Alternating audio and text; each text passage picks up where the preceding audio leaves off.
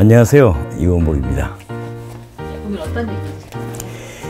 세계 역사를 바꿔놓은 식품이 하나 있습니다. 여러분 짐작하시겠지만 후추입니다.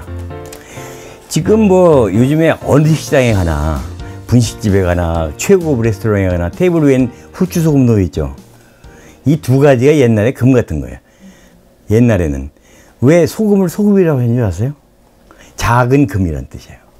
소금, 작은. 그만큼 귀중했던 거죠. 그런가 하면 후추라는 것도 옛날에는 이 서양 음식이란 게 되게 이제 주로 고기 썰어 먹고 그러잖아요. 그러다가 아무것도 없이 소금만 이렇게 쳐서 먹다가 그러면 고기라는 것이 원래 누린내가 좀 나고 그러잖아요. 근데 거기다가 후추를 딱 쳐서 먹으면 이 누린내도 잡고 그 다음에 어떤 약간 매콤한 맛도 있으니까 완전히 이건 이 향신료라는 것이 당시에는 금보다 비쌀 만큼 그건 굉장한 거죠. 그러면 이 향신료가 왜 세계 역사를 바꿨냐 하면은 이게 원래 후추라는 데가 생산지가 저기 인도 이 지도를 보시면 인도 서해안 남쪽 말라바 해안이라고 해서 여기서가 원산지입니다. 이게. 거기서 이제 이 원산지 후추가 나오기 시작해서 이것이 쭉 퍼져나가서 동남아시아로 퍼져가서 베트남, 인도네시아 이런 데서 쭉 지금은 생산되지만은 옛날에는 인도에서 주로 생산이 되죠. 근데 로마 시대부터 후추가 알려졌어요. 어떻게 갔겠어, 지금. 그 당시에는 인도 항로가 없으니까 희망봉을 돌아서 갈 수 없겠죠. 그래도 뭘로 가요? 이 인도에서 배에다 후추를 싣고 쭉 가가지고 사우디아라비아 쪽으로 갑니다. 아라비아 반도. 그래서 에집트하고 사이에 있는 홍해 아시죠? 홍해를 끼고 쭉 들어가서 거기에 옛날에는 스웨즈 운하가 없었을 때니까 거기서부터 낙타에다 옮겨 싣고 지중해로 갑니다. 육로로. 거기서 배에 싣고 다시 로마 제국으로 가서 그러니까 이게 후추가 얼마나 비쌌겠어요.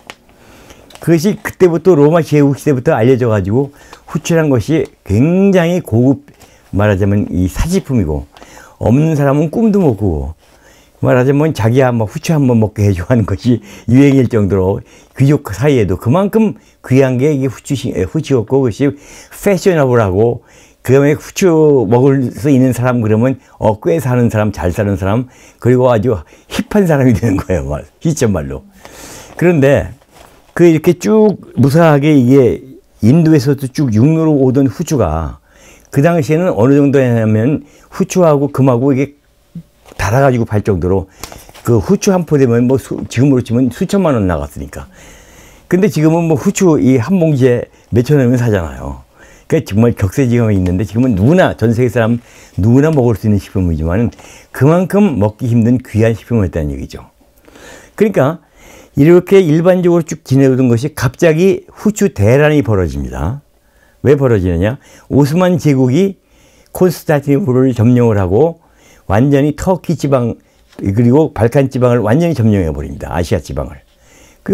그리고서는 이 로마 이 서유럽으로 가는 그 통상로 상인들이 다니는 이 상로를 갖다 다 막아버려.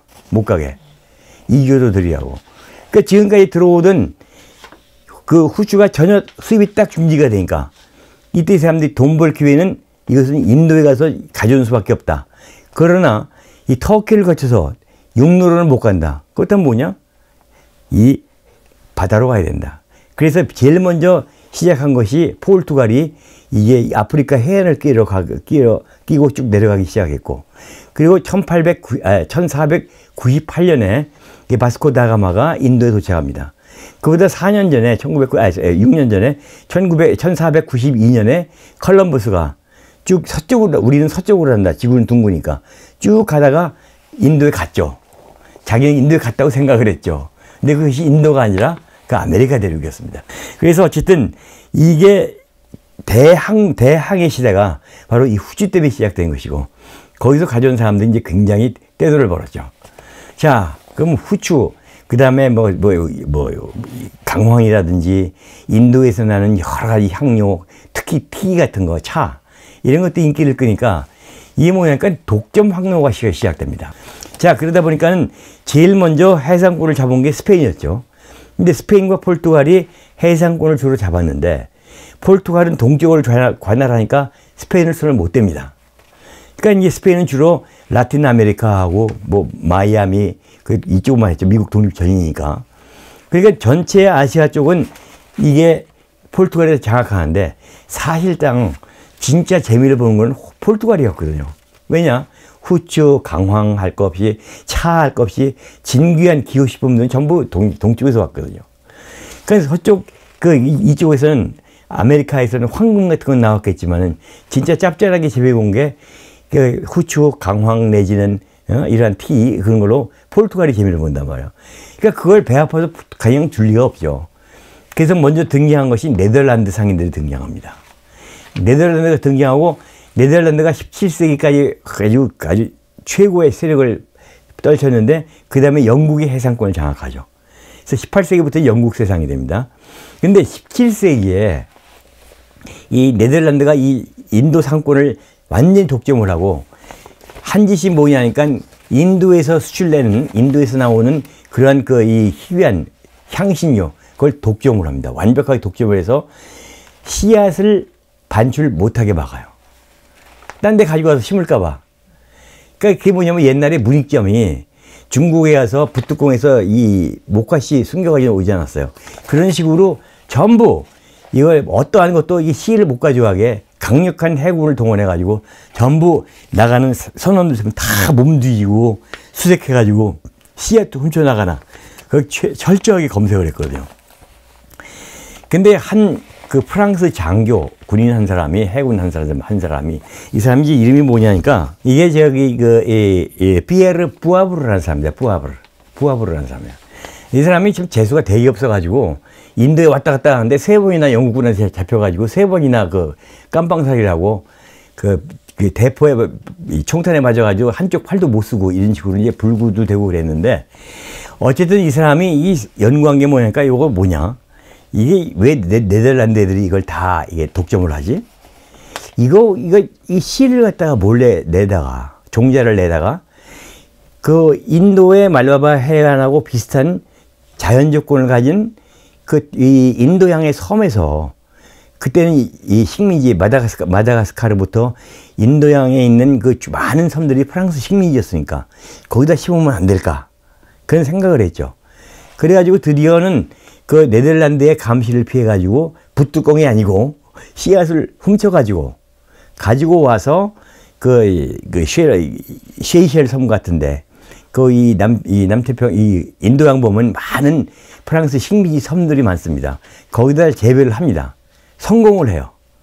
그래가지고 이 피에르 부아브르가 만든 재배한 후추가 프랑스나 또는 이 유럽에 대대적으로 보급이 되기 시작하죠.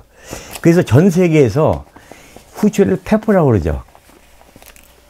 제일 유명한 게 페퍼 앤 솔트.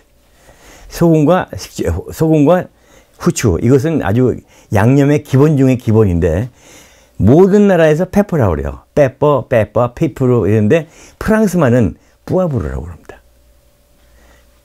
뿌아브르 주세요. 뿌아브르가 뭐냐? 이 전파시킨 바로 프랑스의 식물학자 이름이에요. 군인이자.